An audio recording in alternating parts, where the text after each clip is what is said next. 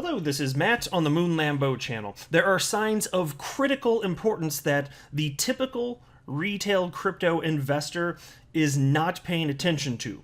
The typical retail crypto investor is kind of like the typical stock market investor, in that the buying and selling decisions are made very frequently with emotion, which is the worst way to make a buying and selling decision. Look, I don't have a financial background. I'm not telling you to buy or sell or hold anything. You do you. But I am saying whatever decision you make, it's better to make it with data and facts. And so what is being ignored here? Well, there's certainly history. If you look at chart formations, it seems pretty clear to me, while nothing is ever guaranteed in life, it looks pretty damn clear to me that history is repeating itself, that despite the not-so-fun price action we've seen since Bitcoin and crypto started crashing May 19th of this year, despite that, it's just a correction, and it's actually normal, and we see this in crypto all the time, and I would call it healthy. Yes, I understand that might sound weird to somebody not that familiar with crypto, but yes, if you look historically, 50% pullbacks are normal corrections in crypto. If it sounds weird to you, I get it, but it's just because you probably haven't analyzed a sufficient amount of data. You might be new to the space, and I get that. But that's important, along with on-chain metrics for Bitcoin specifically, which leads the market. Now, other than that, there are always narratives applied, and they're interesting. It's interesting to see how people try and rationalize what's happening in the market. But most of the narratives out there, I personally believe, are just being applied after the fact. It really seems to be more so to be the case that look, things happen. Price goes up, price goes down, whatever's going on, and then whatever news is occurring at the moment, that's attributed to it. I see that all the damn time. So I want to talk about that, and also interesting XRP numbers. XRP performed incredibly in Q2. Which is fascinating also because it was a bloodbath for a substantial portion of Q2. So I want to talk about that. But before I go any further, again, I do want to be super duper clear. No financial background, not offering financial advice. Just don't buy or sell anything because anything I say are right. I just think it's fun to talk about this stuff. But XRP, as I record this, is at 60 cents. Bitcoin's at $31,966. Market cap for the asset class down to 1.3 trillion. Bitcoin dominance climbing 45.85%. And so what's in the headlines? What is in the headlines? Here it is from Reuters. Everybody was talking about this in crypto today. U.S. consumer prices post largest gain in 13 years. Inflation has likely peaked. And so I don't want to read really any of this other than the top lines here. The U.S. consumer prices increased by the most in 13 years in June amid supply constraints and a continued rebound in the costs of travel-related services from pandemic-depressed levels as the economic recovery gathered momentum. And so this is something that is provably happening. There's sufficient data on this, but as far as like the implications for crypto, I mean, it's pretty clear to me, like, because people are asking, like, okay, so if inflation's happening, shouldn't Bitcoin and crypto be higher? And that's why I'm like, well, look, there's people, at least anecdotally, at the bare minimum, that yes, are going to be fearful of inflation and this and that, and then they'll get into crypto. But I think really more truthfully what's been happening for the last 12 years is the more time passes, the more people realize there's something to crypto and more people jump in. But crypto is just, it's following the stock market. It's obviously correlated. So you can even think back to the most notable recent drop, I would say March of last year when the pandemic hit. The stock market crashed and crypto fell right along with it. I thought it isn't supposed to be a hedge against tumultuous times and this and that. Isn't Bitcoin and crypto supposed to be this hedge against inflation? Well, look, it can serve as that, but as far as whether or not the masses are buying and selling based on that, I'm not completely convinced of that. I mean, and look, I'm not saying it's a bad argument for crypto. I'm not saying that. I'm just talking about, like, how are the humans behaving? Right? Wouldn't this be the time to jump back in? But they're not, because there's just a massive sell-off, and for people buying and selling, they're not all making these sophisticated calculations. Let me assure you of this. They are following, like when the prices were crashing, like the first lemming went off the cliff, and then the next lemming's like, oh, I'm curious, what's that lemming doing? Then off the cliff, and then the next, and then this lemming after lemming after lemming, all these useful idiots just jumping off the cliff. They're not making sophisticated calculations. They're betting on the crypto asset class and buying and selling with their emotions, which again, I think is a horrendous idea here. So I'm not saying that inflation is not a good reason to invest in crypto, I think it's a perfectly rational thing to discuss. I'm just saying this is not how people are behaving. And that's why it was always so interesting to me, too.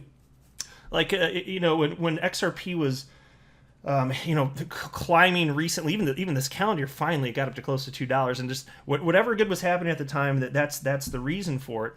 But I have to tell you, like, I've been in crypto and I've been buying XRP since November 2017. I actually did pause my purchasing in October of last year because I have enough. At some point I had to stop, seriously.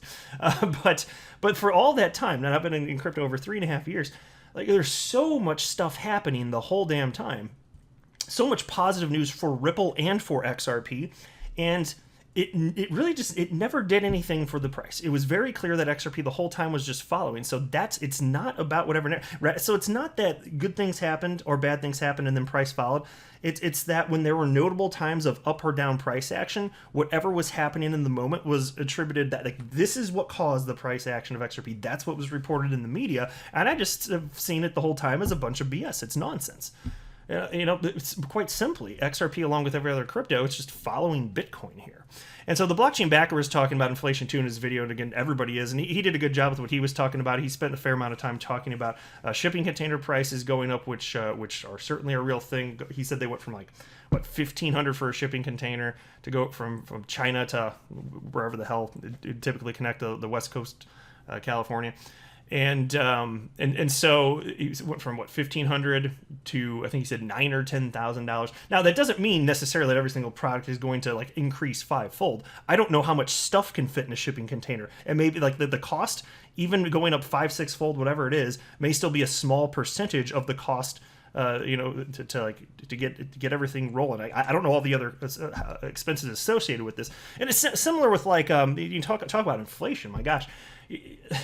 Prices have been ridiculous for all sorts of items, like, for instance, lumber, which I think has gone up, I don't even remember how many hundreds of percent. I can't remember if I heard 300 or 600%. And so that impacts the construction price for a house. But it's also true that, lumber, although, house construction is not going to go up by 300 to 600%, whatever the number was, because it's a smaller percentage of the overall cost of building a house. So that doesn't functionally matter here. And there's all sorts of stuff. Like, you're seeing inflation everywhere, and it can happen for a number of reasons. So again, shipping containers, there's supply constraints everywhere with, it seems, just about every single industry, thanks to what's happened with the pandemic. You've seen you freaking name it. Like, I was gonna buy a new bicycle, and then it's like, you can't buy a bicycle now. Like, it's ridiculous, anything you want.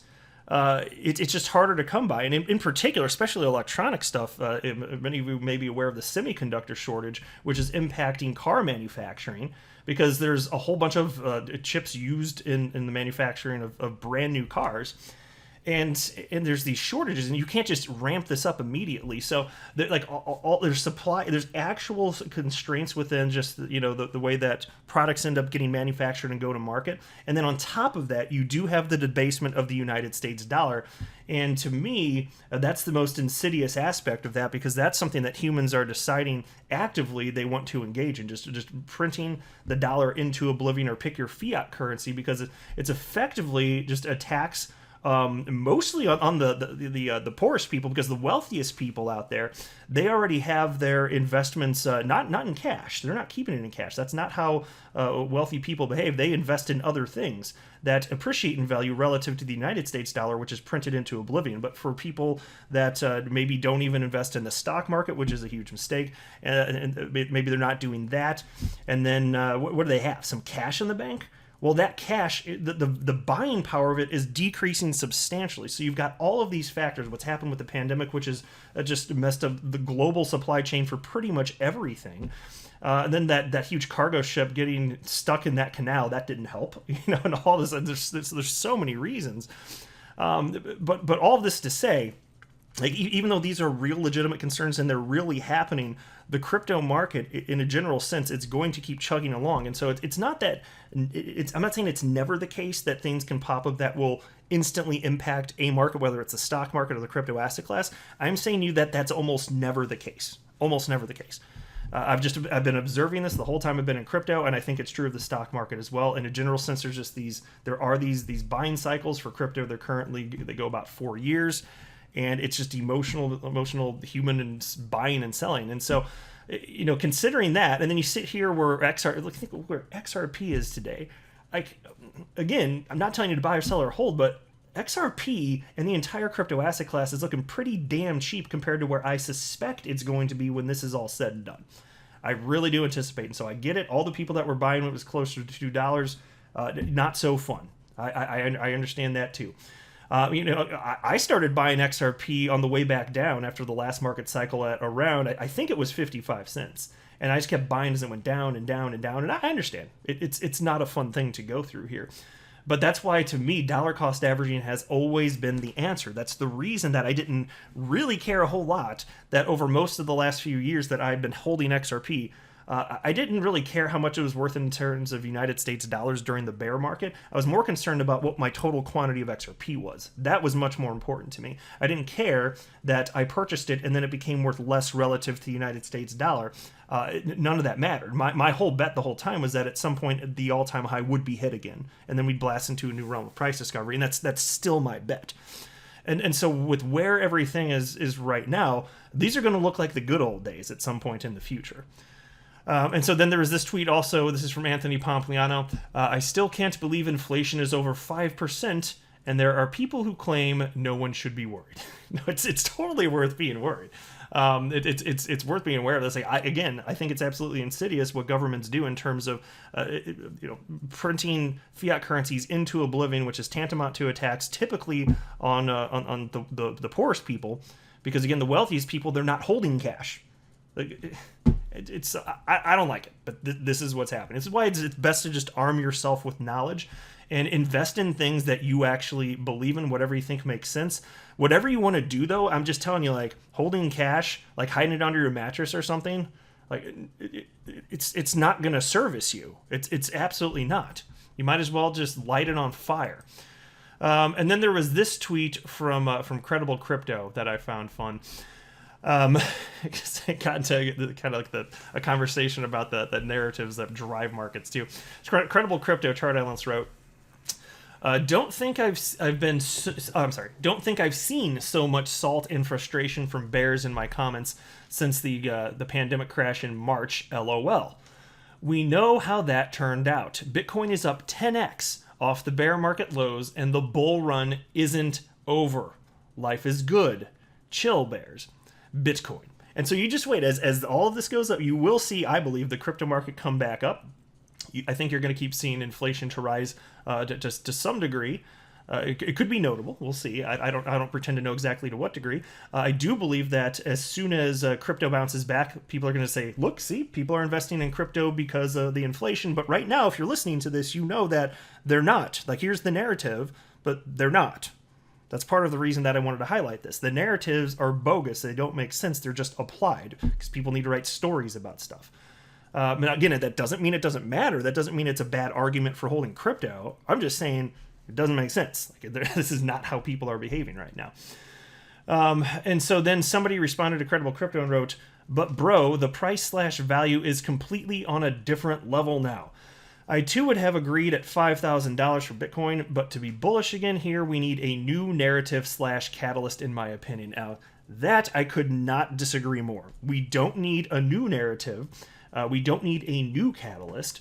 People are going to keep speculating, and you get in these cycles. This is provably the case. There's enough data out there. You can arm yourself with this knowledge and be convinced of it. It's real. You don't have to take my word for it. But the idea that we need something to happen to get people to just flood the market, no. That is not typically how this works. I'm not saying stuff like that can't ever happen, but we don't need it for more people over time to get in and recognize that there's value to crypto. It just works itself out naturally via open markets. That's what actually happens. And Credible Crypto wrote the following, because he seems to feel pretty similar to me. He wrote, I disagree. We are still very early despite what it may seem. Total market cap of crypto as a whole is still insanely small, even at $2 trillion. Yep, absolutely. I firmly agree. And then there was this tweet that caught my attention. It's from an anchor for CNBC. So I guess the I is because she's in a different country, CNBC in a different country. Anyway, but it is a screen grab from Anthony Pompliano, who wrote, Bitcoin is up 260% in the last 12 months. Bitcoin is up 240,000% in the last 10 years, which is crazy but true and amazing. And then you can see somebody named Joe below that. I shared this. By one measure, Bitcoin is one of this year's worst performing asset classes. And so look, it depends on the time frame that you're looking at. You can paint whatever narrative you want if you want to try and trick people by saying positive or negative sounding news based on whatever timeline you arbitrarily select. And Leb Crypto, another chart analyst that I follow and highlight on the channel fairly frequently, he gets the picture of this. He wrote, zoom out 5 to 10 years. Best performing asset, no doubt, Bitcoin. And so what I want to say on that is I would agree had he said best performing asset class, crypto. Absolutely. If you say best performing asset, though, Bitcoin, that I find to be highly unlikely. Now, it may be the case if you fast forward a decade, and I don't know, but maybe by then, finally, we won't have over 8,000 cryptocurrencies being actively traded, because that's just ridiculous, to be perfectly honest with you. Most of them are just going to go the way of the dodo, my favorite extinct avian creature. But here's the thing, and it's easy to understand why. Think about how much money is in Bitcoin, how much money has to flow in to get it to increase 100% versus a smaller cap coin like XRP. And I know XRP is a large cap coin, but it's much less money is in it than Bitcoin. How much money has to flow into XRP to get it up to increase 100% versus Bitcoin to go up 100%? Well, way less money has to flow into XRP. And so in terms of percentage gains, any crypto that's around now, assuming Bitcoin is also, I don't see how it could not be the case if they're still here in a decade, that in terms of percentage gains, any crypto, including XRP, would substantially outperform Bitcoin in terms of, in terms of percentage growth there. Now, if you take the first 10 years of Bitcoin and compare that to the first 10 years of growth for XRP, I don't know for sure. But from this point out, yeah, crypto, I firmly believe this, even from this exact moment in time. If you fast forward 10 years, I firmly believe you will find that the crypto asset class will be the best performing asset class on the whole compared to any other, and there won't even be a close second place. And so it doesn't mean there's no risk, though. Of course, you could bet on a ton of different crypto assets and they could all go to zero if you're talking about a 10-year time frame. Yeah, exactly. And so that's why I'm saying on top of this, because I'm willing to bet a bunch of stuff that I hold now, which I think will be worth substantially more in the future. I bet a lot of it ultimately actually will go to zero, and I'm counting on that. And that's fine. I understand what I'm doing. I understand the game that's being played here. Here's a tweet from my fellow XRP YouTuber, Crypto Eddie. Shared a screen grab. And she wrote, price might be a distraction, but still, XRP is the top performing asset second quarter on the CoinDesk chart. And so that's Ashish Burl on the left. He's the general manager of RippleNet. And I'm actually going to talk more about that in a separate video. But I want to make sure I highlight this since we're talking a bit about price and just markets in general. But here's the chart that CoinDesk made. Top 20 crypto assets in the second quarter. What's at the top? XRP. Now, of course, there's been a bloodbath, so it's not surprising, but you can see so many. There's only 3 coins that were up for the quarter. XRP is number 1, up just 21.93%. But look at Bitcoin, what's it down here? It's a little blurry looking. I think it says 40.38%. I'm pretty sure that's what it says. 40%. Bitcoin 40% down, XRP up 21%. There you go. It's just, and it makes me kind of chuckle too, because when Bitcoin maximalists want to crap all over XRP, they'll compare price action over a selected period that sounds good for Bitcoin and not good for XRP. But I've always said you can do it on the flip side here. And look, if I just wanted to write this narrative, see, Bitcoin's crap, don't invest in Bitcoin, blah, blah, I could be like that. I'm not like that. I hold Bitcoin, actually. But look at this. It is just nice to see XRP on top a bit. And there we go. And just rub it in the face of a Bitcoin maxi troll, because it's fun to do that. All right, so take a look at this headline from you today. Massive Bitcoin amounts being moved off exchanges, Glassnode says, potential sign of price surge. So again, what did I say at the beginning of the video? What's important to understand that most retail investors just don't get? And maybe you do. Like, if you're listening, if you're like doing the best to inform yourself, you're more savvy. Not just because you're listening to my channel with a stupid ass name Moon Lambo. I do have a sense of humor. That's all that is. But if you're doing your best to arm yourself with knowledge from crypto media, mainstream media, any additional research, YouTubers of any sort of financial background, kudos to you for doing that, because I'm not convinced that everybody is. So high five there. I do the same thing. I may be a YouTuber, but I listen to all sorts of other YouTubers, crypto and financial and other stuff as well. And so I feel it's really important to just look historically what has happened within crypto markets. It can really inform decisions, because history may not exactly repeat, but at a minimum, it certainly rhymes a bit, doesn't it? So there's that, and then looking at on-chain metrics to figure out, okay, well, what are people actually doing? Like, where's money actually flowing? And so take a look at this. As per a chart generated by Glassnode data aggregator, users have begun to withdraw Bitcoin from exchanges, refusing to sell at the current price in the $33,000 range and moving it to long-term storage. The chart was shared by prominent Twitter account BTC Archive.